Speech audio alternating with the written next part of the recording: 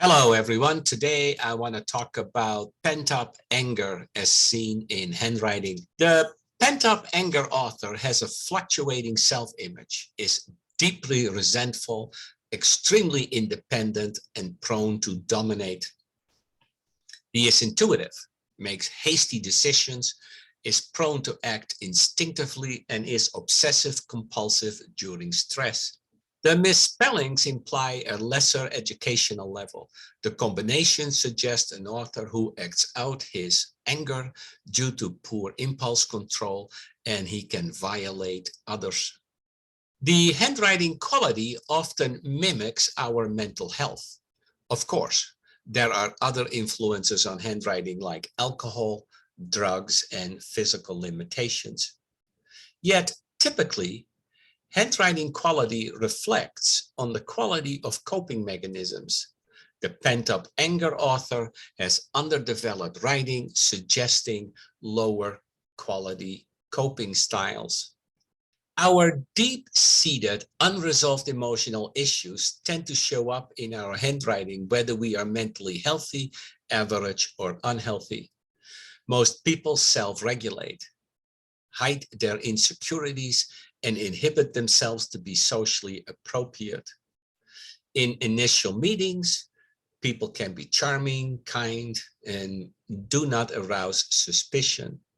However, their handwriting will reveal the personality traits that will come to the fore when stressed or anxious.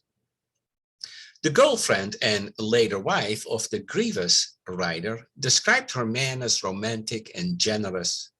She found out later he could also be crude, harsh, and insensitive towards her needs when under the influence of alcohol and drugs.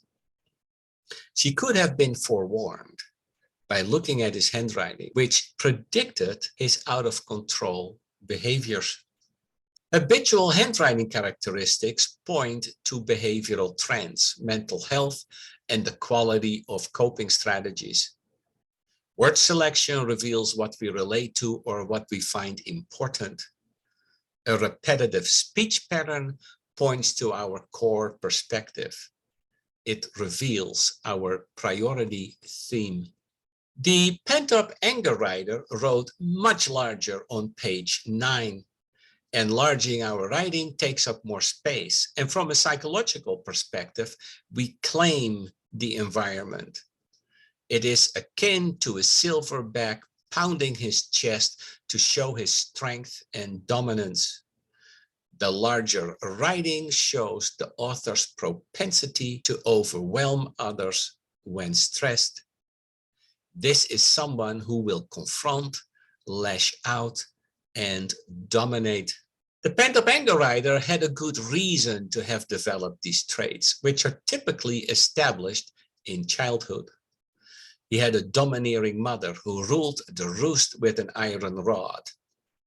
No, literally, an iron rod. As a child, he knew he was treated unfairly, and it was wrong. He was forced to develop his own standards of right and wrong and develop the sense only he could judge situations objectively and correctly. In his letter, he expressed that view by writing, quote, "Things I believe in, exclamation mark. Mostly right and wrong, heavy exclamation mark." That last heavy exclamation mark reveals how important right and wrong is to him. The beatings took a toll on him. His rage and anger return in his handwriting. The heavy pen pressure show his emotional intensities, strongly imprinted memories that come along with it, and dwelling on past wrongs. The extra heavy periods reveal his deep-seated anger. The unexpected capital, the D, mean authority defiant. Basil Borutski finally snapped over quote-unquote nothing. He murdered his best female friend over her perceived betrayal, over a broken promise to buy him a riding lawnmower. It was not about the lawnmower, but rather about the deep psychological scar of betrayal by his mother. The sad part is, his friend was simply an innocent surrogate who triggered him to avenge the abuse, neglect, and confusion he suffered at the hands of his mother.